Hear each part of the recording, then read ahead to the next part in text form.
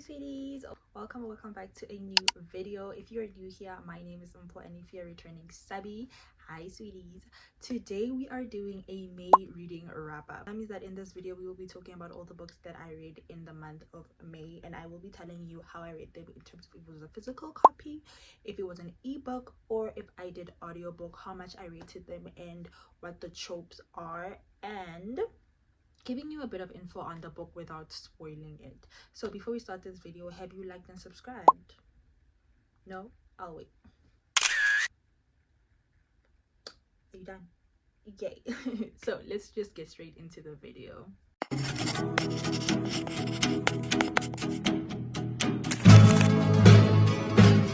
Oh my gosh, we read 13 books this month.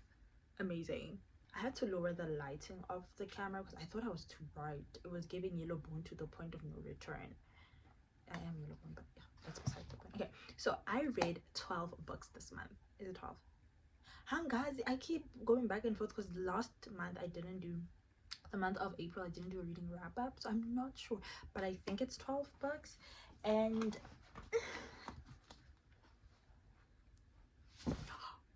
okay, yeah, cool. So let's talk about the ebooks that I read. The first, book club books. So I had 2 book club books that I read this month. The first one was This Woven Kingdom by, yeah, I'm gonna need Tahira Mafi. I rated this book a 3-star. I genuinely had such a great time. So everyone that said to me, Umpo, do not discredit this book, Umpo, give it a chance, y'all right. Y'all were right, because I had such a blast while reading this book. And let me tell you, I did not have to wait for the 4th book for them to kiss. That kiss was everything. Oh, the slow burn. I'm gonna go out and say it, fantasy rules slow burn.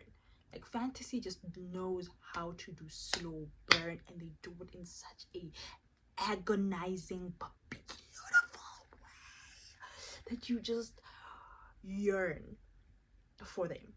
Literally, I was yearning for them to just do something, like literally even hold hands, even when the proximity, even the proximity between them was like this much. I was like, even that would have worked. Even like a simple would have done it for me. Am I too dark? And guys, wait. Okay, I think this is the lighting we're gonna stick with. Okay, so one of the things that I appreciate about this book is the author's writing style, right?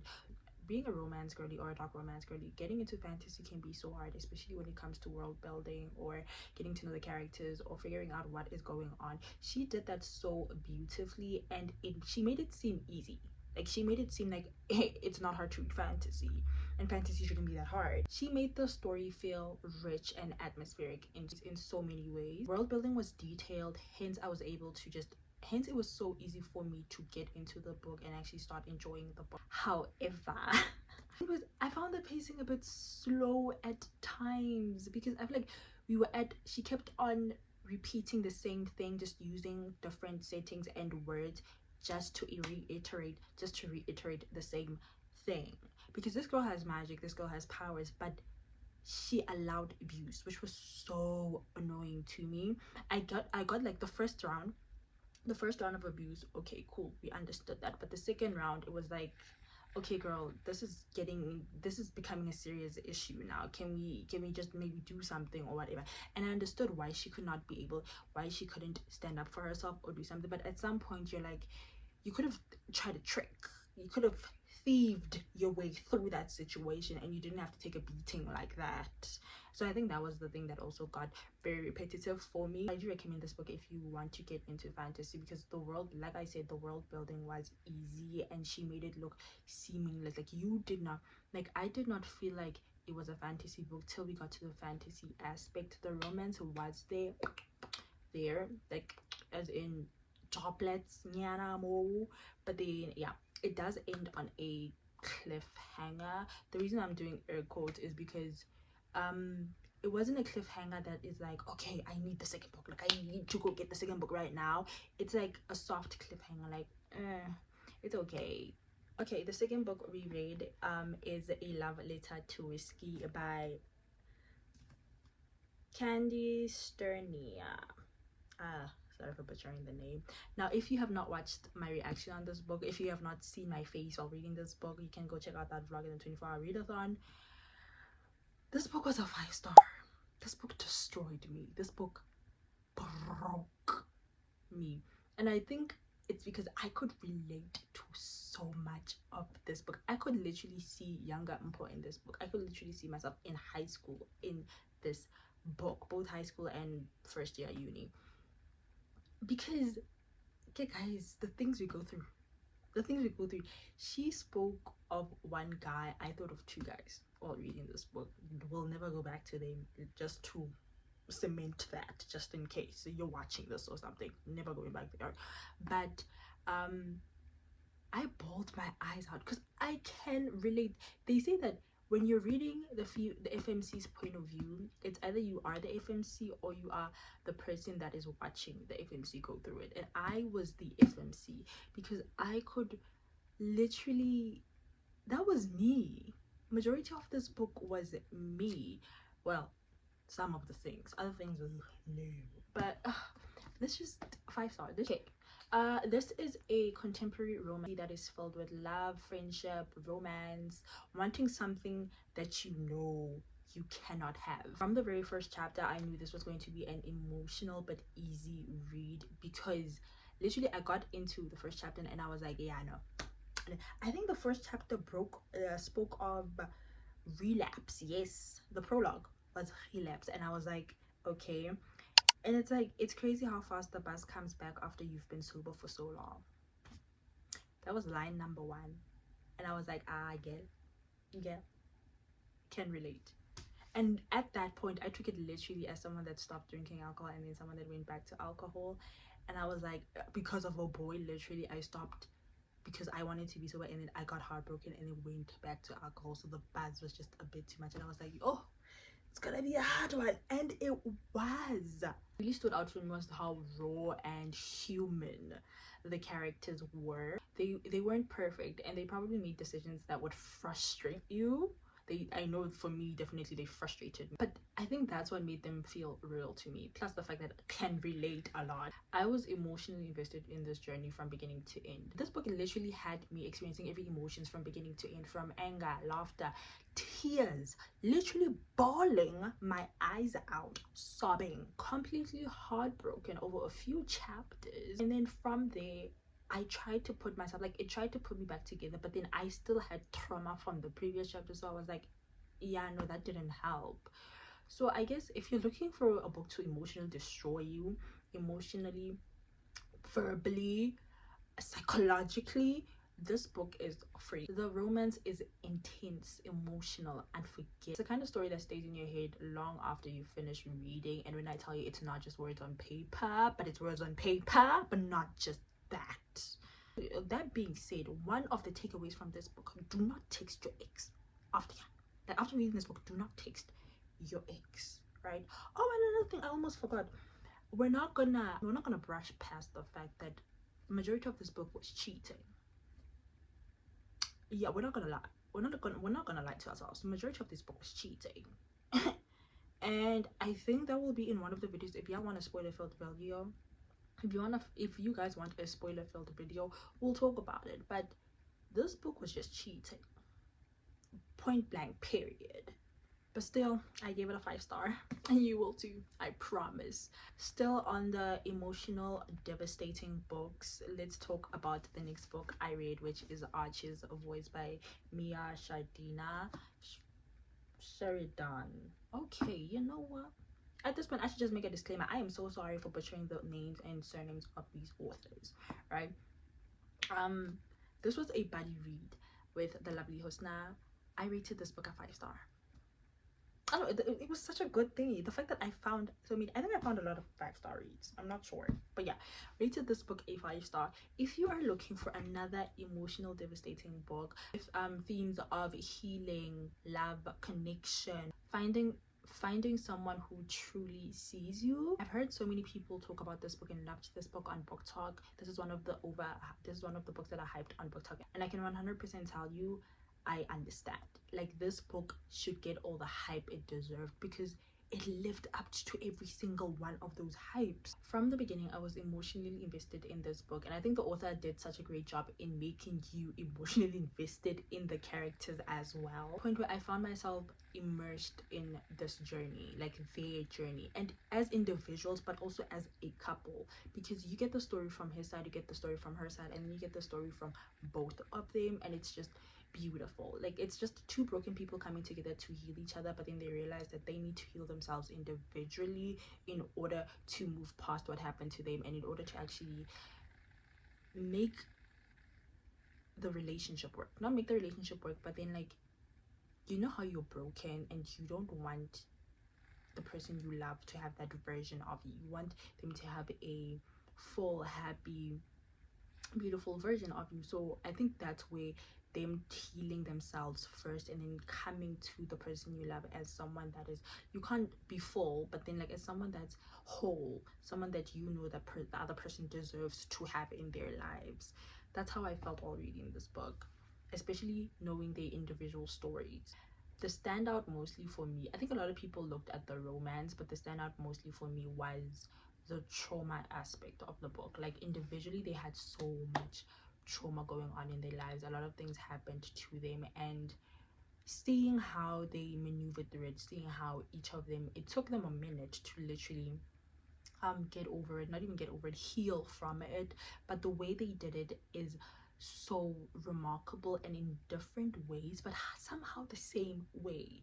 Like, it's different traumas, of course, nobody experiences the same thing, some people do, but the way you decide to deal with it is the way you decide to deal with it or come outside of that trauma says a lot about you also as a person, because some people don't actually come out of the trauma, some people never heal from the trauma, which we don't dispute that, we're not telling you not to heal from it, but the way they did was so beautiful. And what they don't realize, like, they did the exact same thing. I just realized that now how they decided to heal themselves and how they decided to solve their problems with the exact same way. It's just that the way she did it in a way where she didn't meet him, like, she was not with him when she did the healing, right? So she came into the picture during the healing, and then he was already in the picture when he decided, okay fine, I'm a heal. So the same thing she did, now he's in the picture, he does it to her, but because they intertwined, it just becomes a sad story. But it was such a lovely, heartbreaking. Another thing, I have a vlog of this one as well. I don't know, I'm out here reading devastating books, don't know why, but yeah, you can check out that vlog as well. 5 stars, 5 stars. Okay, the next book we're gonna review is Everything I Know About Love by Dolly Alderton. Now, this was actually a memoir. It's not, I thought it was a romance book, hence I gave it 2 stars. I gave it 2 stars because I honestly went into this book thinking it's a romance book. So I think my rating of it is going to change now that I know that it is a memoir instead of a romance book. To be fair, that kind of makes sense now with the things I read. So this book touches on topics of a friendship, love, growing up, relationships, the messy journey of figuring out adulthood. Basically, the concept sounded like such a great idea for me to read, because one of the things that actually made me want to read this book is because a lot of people said if you're in your 20s, read this book and you will fall in love with it, you'll understand it a lot. And that's one of the reasons why I actually did read it. And in the beginning I did love it because there were a lot of can relate moments where I saw myself as a high schooler. The things I thought were also in this book, how I felt was in this book at that time, till I got further deeper into the book and I was really disappointed, to be honest. Before I talk about my disappointment, I am gonna point out the fact that one thing I love about Dolly, or one thing I loved about this book, was how honest she was. She was open in her experience, and there were definitely moments that I could relate to and feel she was being genuine in. Overall, I know it wasn't for me. Like I said, I related to the beginning of the book where she spoke of, there's a time where she speaks about how if your friend loves a guy, she will spend less time with you and more time with the guy. I was like, I can relate. Those parts as childhood, those parts could relate to, but as she grew up in adulthood, I think when she was 18, I believe, I could not relate anymore growing to whatever age she got to in this book. Okay, the next book we read is The Intruder by Frida McFadden. I give this book a 1 star. Like, and this was the first bad review I have from Frida McFadden. I don't know what was up with me and this book. Did I give this a 1 star or 2 star? I don't know, but then it did not live up to my expectations, and I love me a Frida McFadden book. As you can see, where is she books? Where are her books? Okay, I don't know where her books are, somewhere on this bookshelf. But this was so disappointing. Like, I think one of the things that I hated about this book is the fact that the pacing felt slow. Like, honestly, I just kept on waiting for it to pick up, or something to happen, or something to make me be like, oh, okay. That never happened. I think it only happened when I was at the 60% mark, and by then I was just fed up with the book.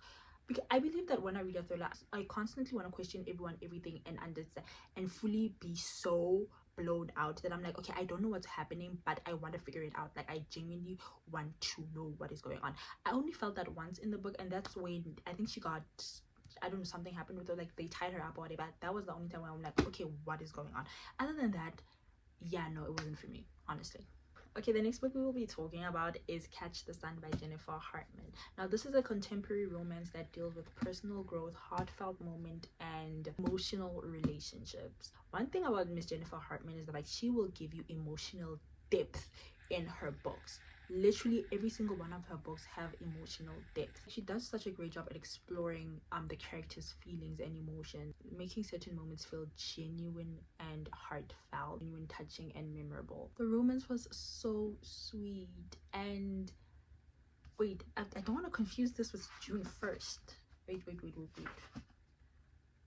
Oh yeah, the romance was sweet, but damn, yo, I just remember this book.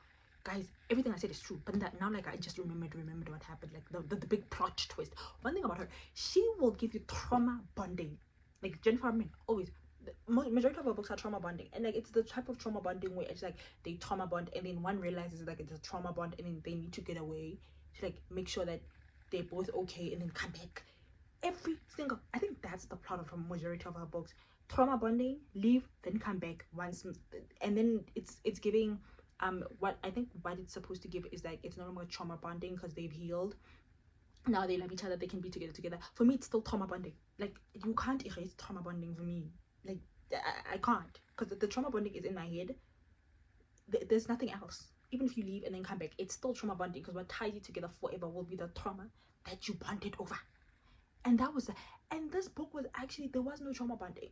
Like, there was no trauma bonding. Like, they were literally just childhood friends to lovers.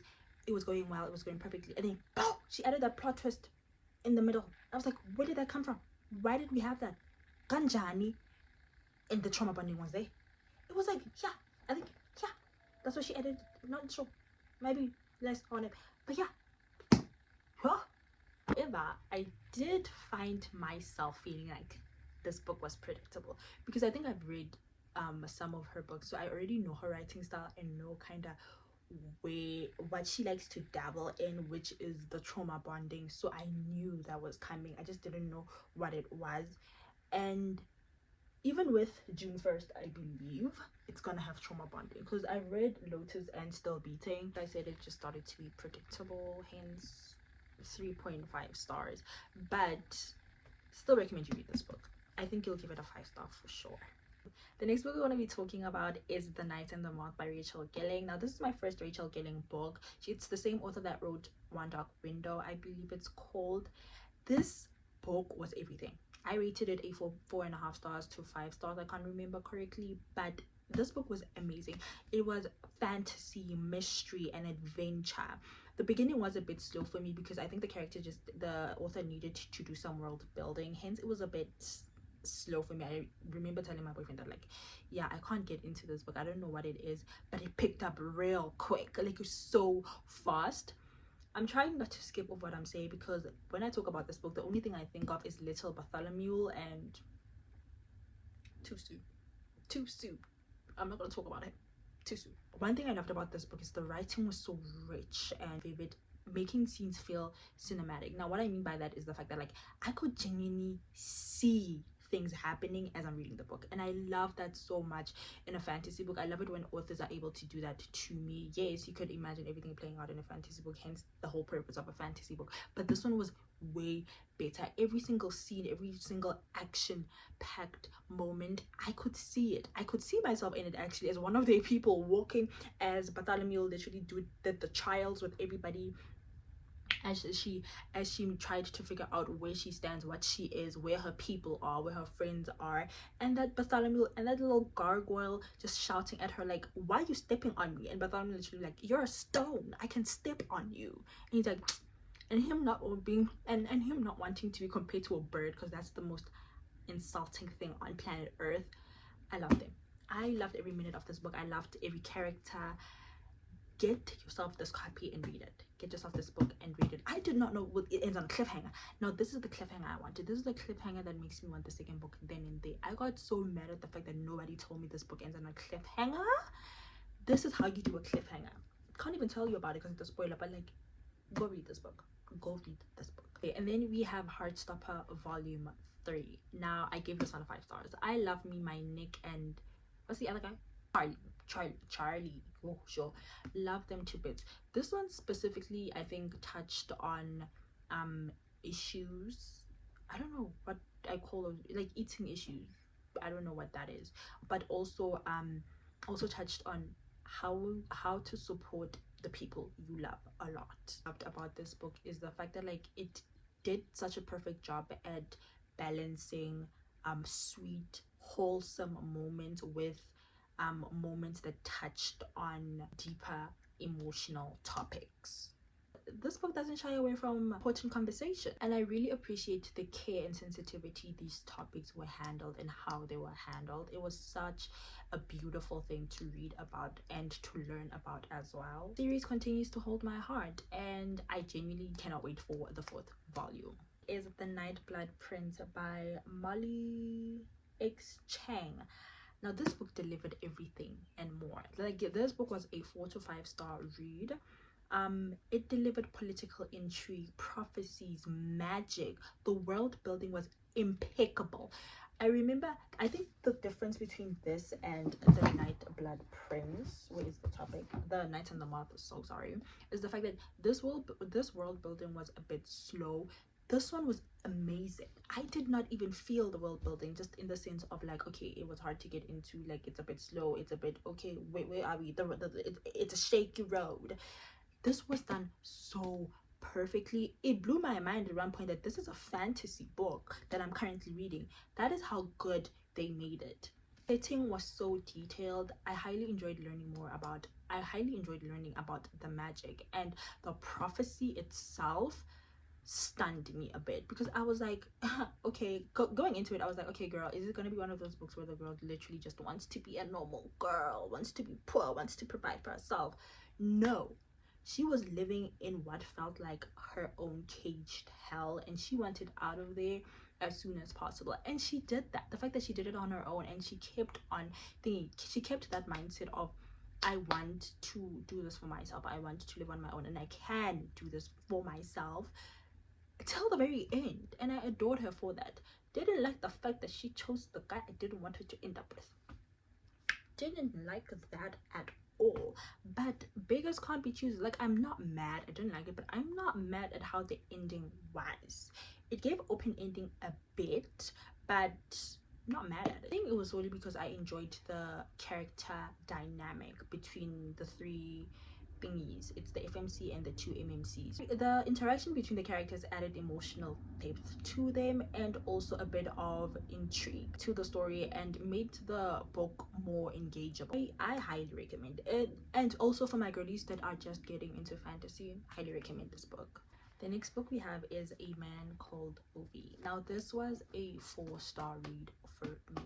It is about a grumpy man who loves his routine, literally cannot go a day without following his daily routine. But that changes when people come into his life. Well, I think new neighbors, if I'm not mistaken. It's a story about community, friendship, loss. I think unexpected way that people impact our lives. One thing I really appreciated about this book is the fact that I saw the heart in it. Literally what that means is that this man on the outside was literally a grumpy man who people thought was just mad or angry with the world, or it was just bitter, but then deep down it was just about him having experienced such loss in his life, like the greatest loss in his life, and he's just trying to figure out a way to cope with that, and the only way he knows how to is not to cope at all. Of humor moments because he is grumpy and everybody around him is not, so his personality just led to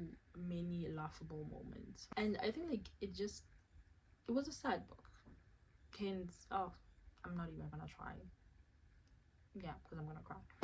It was a sad book. Reading about his love story, that part just got me. And it was so beautiful to see it, the author, the way he described the love, the details he used, those specific words he used to just get that they love across, or how he fell in love with her, like the little moments Ovi appreciated. No, no, no, no. We're moving on to the last book. Okay, the last book we read is Father Forgive Me by Clara Saint, what is her name? Katharina St. Clair. Now I gave this book a 3-star. This book came highly recommended by my BookTok girlies because I enjoyed Priest by Sierra Simone. So going into it, I thought it would give me the same chills as Priest. If you've read Priest, go check it out if you haven't. But I think this one for me felt, I think number one, it felt rushed. I don't know, I think in the first 2 chapters a lot was going on, hence I believe it felt rushed. Number two, there was just a lot going on in that book. There was a lot going on. Each and every chapter you were finding something out, and I think it just gets to a point, where you're like, okay, I think we have new plots each and every time. It's enough, like it's enough. Number two, did not believe the love interests. I did not believe in their love story. I did not believe in the concept of the book. I tried very hard to. Why did I give it a 3-star? I'm like, literally, why did I give it a 3-star? Because this book is sounding a lot like a 2-star book or a 1-star. But yeah, do not recommend. I honestly do not recommend, and I don't want to spoil it for anyone that wants to try it, because it is a dark romance book. I just didn't like it. That's all I can say about this book, to be honest. But yeah, if you got to the very end of the video, love you loads, Kesana. Okay, we actually read 13 books this month. The last book is Accidentally Married. Now if you're looking for a rom-com, this book is for you. I rated it a 5-star. It was such a great time. It is Marriage of Convenience, which I adore. Basically he needs a date for his sister's birthday, aunt's birthday, grandmother's birthday, someone's birthday, and then she needs a job. So she was like, okay, how much you pay me? So they go to this thingy, and then it's no longer a date, it's now a fiance. Don't know how that ended up, but then you have to read the book to find out. It is engaging, it is so funny, but at the same time you get to see them fall in love. You get to see her fall for him in terms of like lust first, because of course he looks yummy, and then he just falls in love with her personality, her smile, the way she interacts with his family. It was such a great time. I think I'm gonna read, each time I need a cute fluffy romance or a rom-com, I'm gonna go to Victoria. Honestly, she is on YouTube as well, because my friend was like, there's the audiobook on YouTube. I'm like, okay, and she enjoyed the audiobook. So yay, video. Bye.